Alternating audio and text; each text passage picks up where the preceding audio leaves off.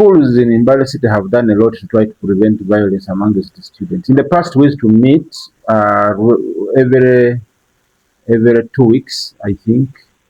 We would meet all the schools, the LOCs, RCCs office, and the police. And we had managed to curb that vice.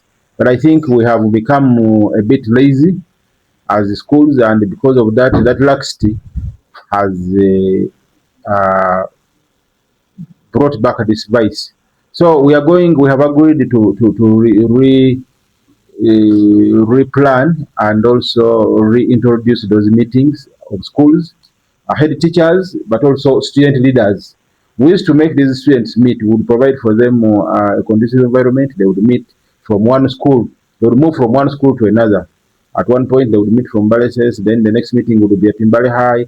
The next meeting would be in S.S. And then they would go to Progressive and University Link, like that.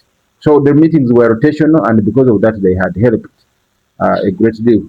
So we have also agreed also to revive those weekly meetings organized by the security committee of the district or of the city, which is headed by the RCC's office. We have requested them to organize us so that we bring us together with police so that we can chart a way forward. But also to continue sensitizing our students on the virtues and the vices of being disciplined, but also the consequences of being indisciplined. Because as we talk now, those younger people, the education could have stopped because they were arrested. 3 of them were taken to remand home because they were juveniles below 18, and then the other 3 who were above 18 were taken to Maluku prison. So one, they have lost their education. Certainly, they are not going to go back to those schools. But 2, they may even end up in prison. They actually will end up in prison because the evidence is overwhelming. So our younger people need to know these things. So continuous sensitization of students, but also the parents needed to help us. They need to tell these children the consequences of being indisciplined, and they should not tolerate. They should monitor their children. Their children should either be at home or they should be at school. This indiscipline normally happens between home and school. When a child leaves home and doesn't arrive at school, where are they? You as a parent, do you know where they are? Do you know the friends, the company of your child? The Baganda say that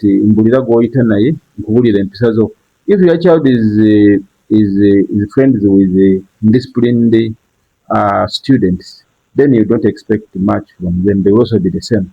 So let parents come and assert themselves, let them instill discipline amongst their children. The schools, for us, we try our level best inside the schools, but when the children get out, they get a chance to become indisciplined. The community members also. I want to thank that community member who recorded that video. I don't know whether it was a fellow student, but I think it was a community member. So sometimes the students fight on those streets or in these villages around town.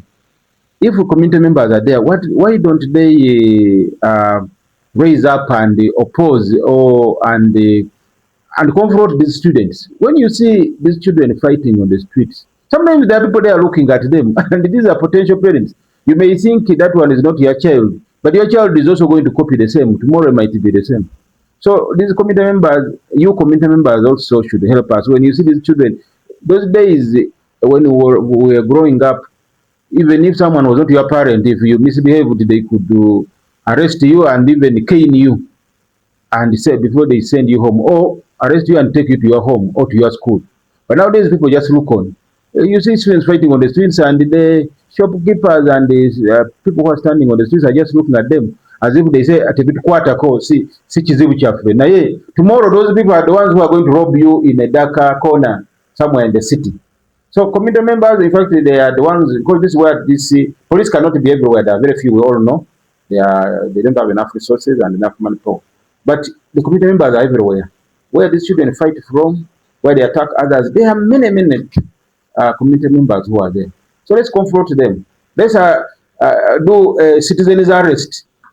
We arrest them, even if we just arrest 1 or 2, they will tell you the others. And once they know that the community is against indiscipline, they will change. But if we just look at them and they know that they think they are untouchable, tomorrow we are going to be the victims. They actually, many teachers have, our own teachers have fallen the victims to these gangs, especially late in the evening when we come with that. Our school bursar here was beaten and he almost lost an eye. He has been treating his eye for the whole term.